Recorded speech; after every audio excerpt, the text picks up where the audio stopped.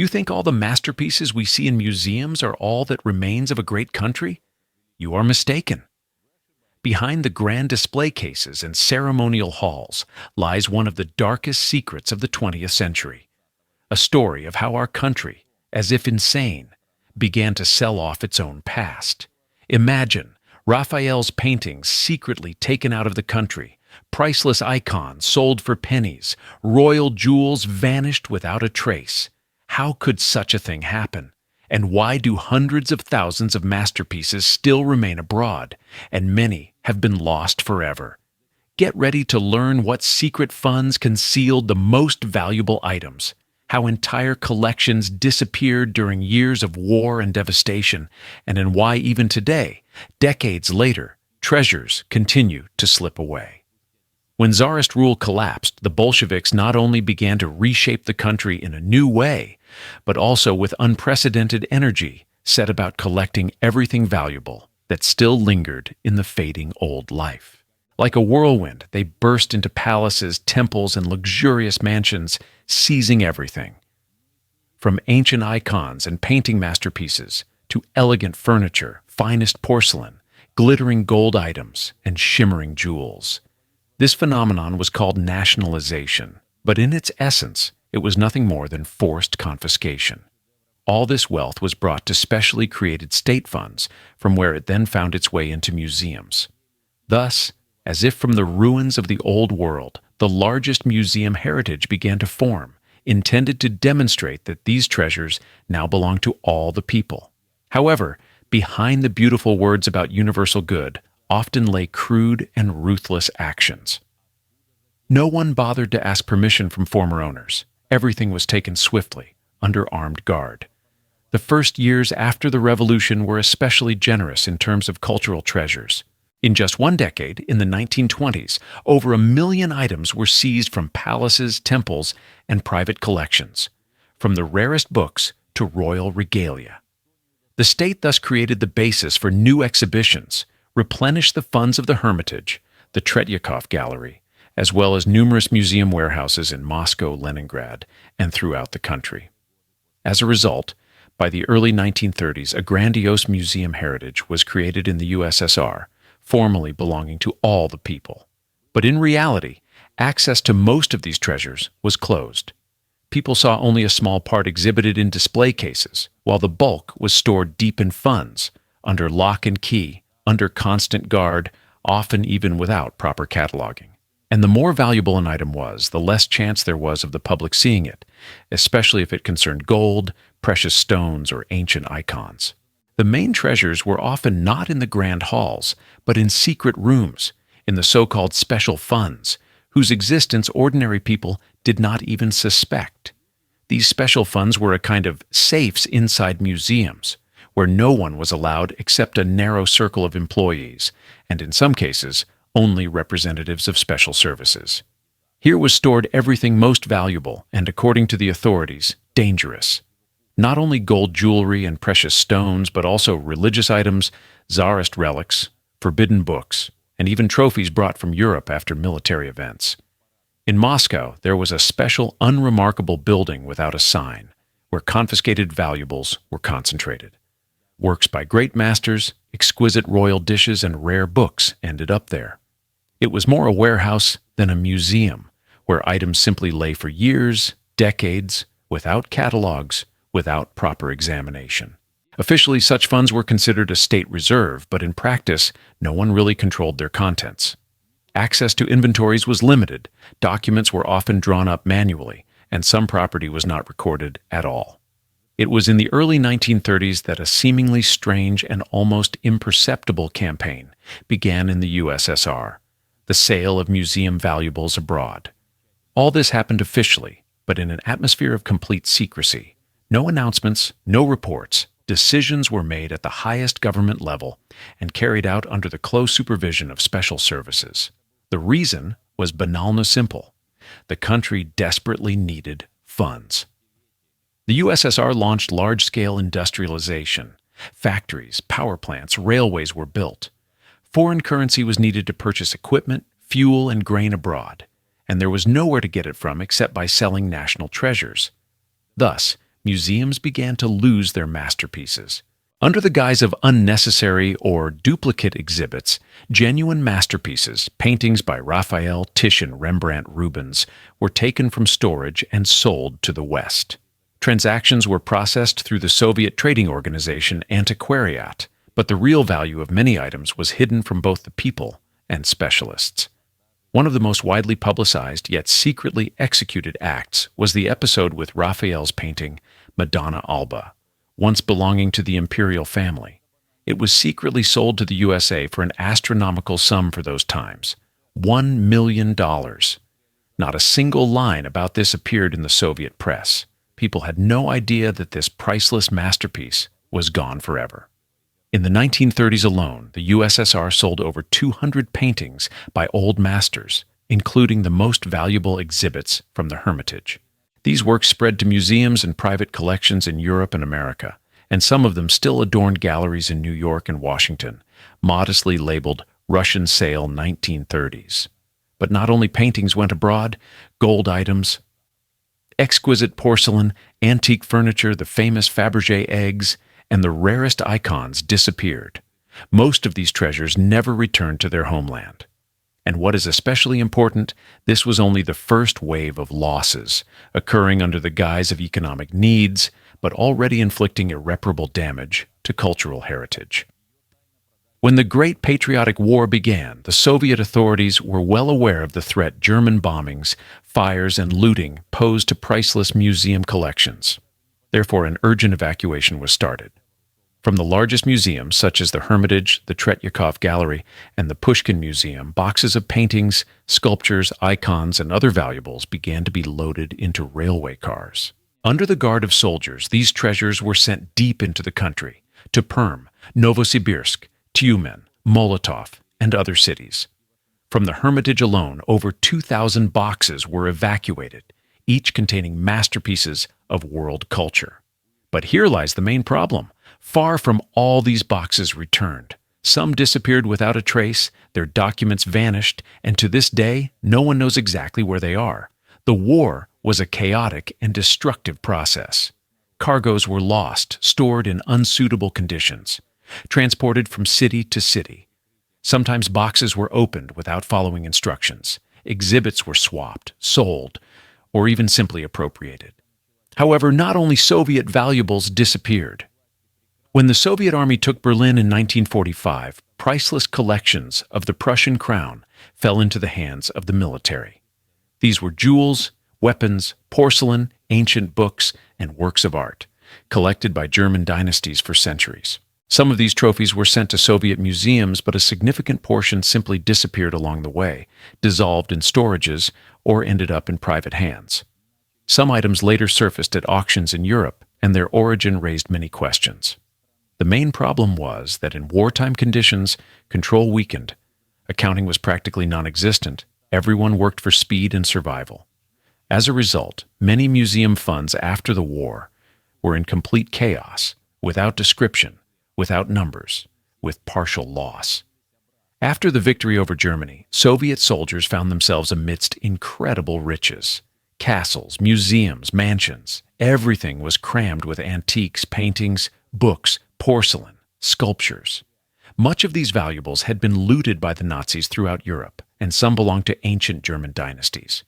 By Stalin's order, an operation to remove trophy art began. Officially, this was called compensation for destroyed cities and millions of lost lives. Trucks and echelons went to the USSR, filled with paintings, musical instruments, archives, weapons collections, jewelry. It is curious that some of these items were later found in private collections, and not somewhere abroad, but with former Soviet officers who participated in the removal. These could have been rear officers, NKVD workers accompanying the cargo. They simply forgot to return some of the items to the state. And today, many European museums, such as the Dresden Gallery, museums of applied arts in Berlin, libraries, and universities, still demand the return of their collections. However, in the USSR and then in Russia, the response was often, "This is legitimate trophy property. You didn't return anything to us either." When the USSR collapsed, the entire country plunged into chaos. Money depreciated, salaries stopped being paid, People survived as best they could. And this affected not only factories and schools. Museums also found themselves unprotected. Security became weak, alarms did not work, employees resigned. Some simply turned a blind eye to what was happening, others actively participated. An era began that can be called directly sell-off and looting. Exhibits began to disappear from storage, and not minor ones. Gold jewelry, ancient icons, sculptures, rare books, jewels disappeared. All this happened in an atmosphere of complete confusion. Some write-offs were processed under the guise of restoration, others through fake invoices. In '94, a real catastrophe was discovered in the Hermitage. 226 precious items disappeared, including Scythian gold jewelry, more than 2,000 years old. This became one of the biggest scandals in the history of Russian museum affairs. Some of these items were later found on the black markets of Europe, but most disappeared irrevocably. And in Moscow, in one of the private galleries, exhibits from the Museum of Oriental Art unexpectedly surfaced, which had been declared lost 10 years earlier. How they got there, no one really explained, but the fact remained. State art ended up in private hands. Moreover, it was not just about criminal elements or treasure hunters. Museum employees themselves and intermediaries with connections abroad also participated in these deals. Entire schemes were built. Some took things out, others transported them, and still others sold them. How much was taken out in the '90s, no one knows exactly to this day. Many losses were not even officially recorded. Some museums simply feared publicity to avoid inspections and preferred to remain silent. In 2012, an icon was put up for auction at Sotheby's in London, which, as it turned out later, had been stolen from a Soviet museum in 1991. The icon was in a private collection, and the owner did not even suspect that it was wanted. Another case occurred in Switzerland. There, in a private collection, a gold brooch from Catherine the Great's personal collection was discovered. It was considered lost since pre-revolutionary times, but surfaced decades later without any documents or explanations.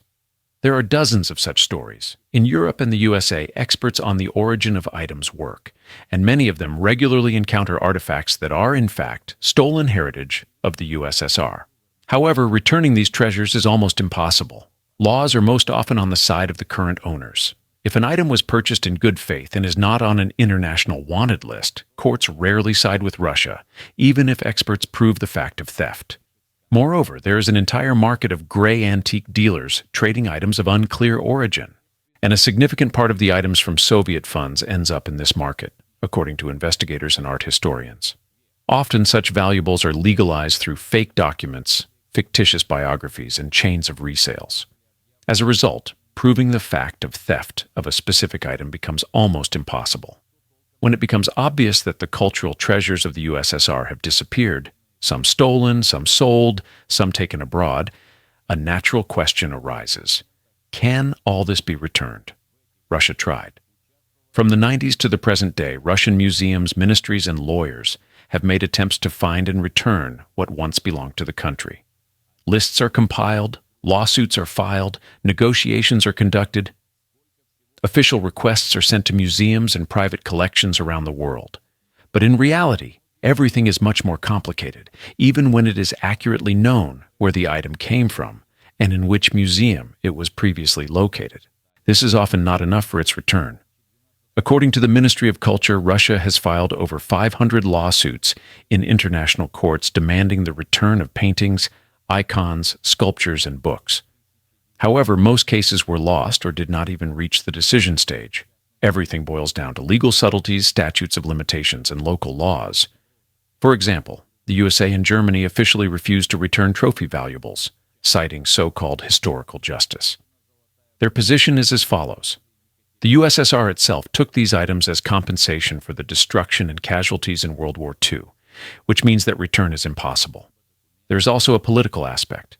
Some countries do not wish to return valuables, considering it a sign of weakness.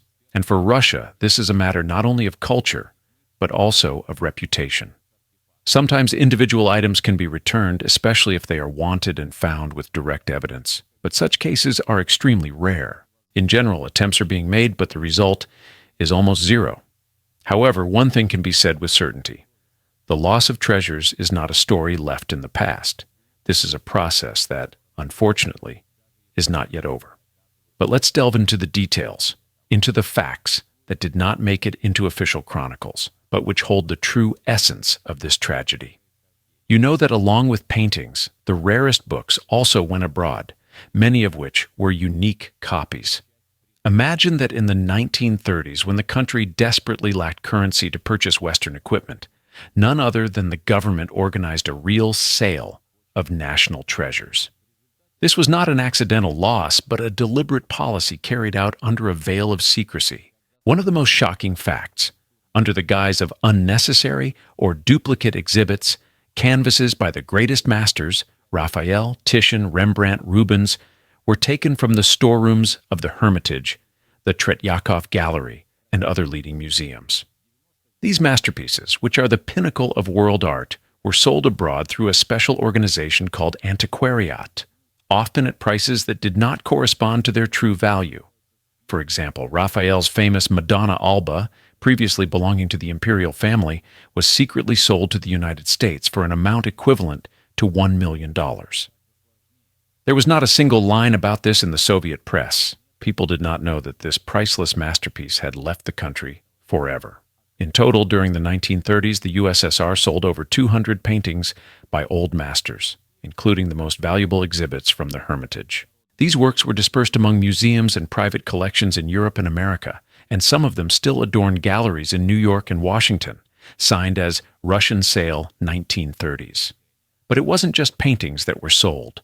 Gold items, exquisite porcelain, antique furniture, the famous Fabergé eggs, and the rarest icons went abroad. And what is especially important, this was only the first wave of disappearances, occurring under the guise of economic needs, but already inflicting irreparable damage to cultural heritage. And this is just the beginning of our story. Imagine that when the Great Patriotic War began, the Soviet authorities, fearing bombings and looting, began a mass evacuation of museum collections. Thousands of boxes with works of art were sent from the largest museums, such as the Hermitage, the Tretyakov Gallery, and the Pushkin Museum. These treasures were sent deep into the country, to evacuation points. But do you think all these boxes returned? Unfortunately, no. Hundreds, and possibly thousands, of boxes disappeared without a trace. Their documents vanished, and to this day, no one knows exactly where they are. War is chaos. It is loss. It is a natural disaster. And in these conditions, valuables could have been lost, stolen, or simply dissolved in time. And after the war, when the Soviet army entered Berlin, soldiers discovered untold riches left by the Nazis, who themselves had looted Europe. These were collections of the Prussian crown, jewelry, weapons, ancient books, works of art. Some of these trophies were sent to Soviet museums, but a significant portion simply disappeared. Many items ended up in private hands, with officers, with special services employees who had access to these valuables. And today, decades later, many European museums still demand the return of their collections that were taken to the USSR as trophy art. But getting them back is practically impossible. And the most important question, how many more such unknown losses are hidden in the history of our country? How many masterpieces that could adorn our museums were sold, stolen, or simply lost forever? These are not just numbers. They are part of our shared history, part of our culture, which we unfortunately have lost.